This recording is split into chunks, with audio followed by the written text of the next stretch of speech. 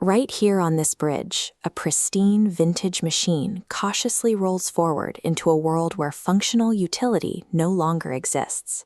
To drive this vehicle, the city had to shut down public roads and hire street sweepers to clear every pebble from the pavement. This extreme security is the standard protocol for an asset that costs $100 million. Typically, a 9-figure price tag suggests a machine that can break the sound barrier or survive a lunar landing. Instead, this specific Ferrari drives like a fragile 60-year-old antique. If world record wealth doesn't buy the fastest, safest, or most advanced vehicle on Earth, we have to find out what the buyer is actually paying for. To understand a $100 million valuation, we have to reverse engineer the car market to find exactly where the value of engineering hits a hard ceiling. We begin at the absolute baseline. For $1, you can buy a rusted shell that barely runs. It provides only one thing: flawed, functional utility. Jumping to $100,000 buys algorithmic convenience.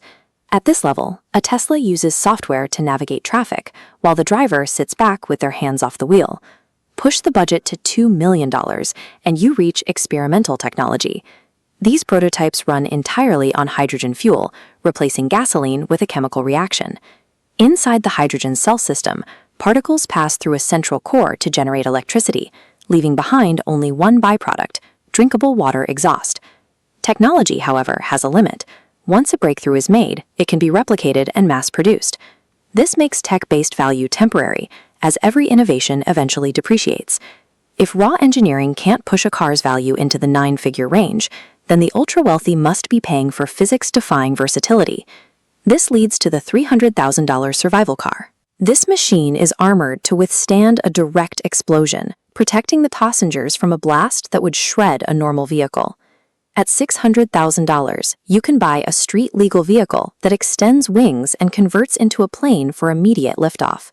At the absolute peak of performance, we find the $10 million Koenigsegg Vader, currently the fastest production car on the planet. To justify this price, the manufacturer uses materials like crushed diamonds mixed directly into the paint. The Vader uses hollow air-core carbon fiber, a process that sheds weight without sacrificing strength. This frame is 500 pounds lighter than a standard supercar. Even at this pinnacle of speed, safety, and material engineering, the car is still $90 million short of our record-breaking target. Beyond the $10 million mark, the economy of the car market shifts. You are no longer paying for what the machine is made of, but for the person who sat in the driver's seat. This $30 million Jaguar is priced for its legacy. It was the daily driver of Steve McQueen, meaning the buyer is paying to own a piece of a cultural icon. The stakes rise even higher for a $50 million Ferrari. This is a one-of-a-kind peace offering built to resolve a legendary industrial rivalry. The creator of this artifact was the founder of the company himself, Enzo Ferrari. The recipient was Henry Ford II. Their combined history transformed this vehicle into a physical record of 20th century industrial power. These vehicles have transcended transportation. They are valued as irreplaceable museum artifacts.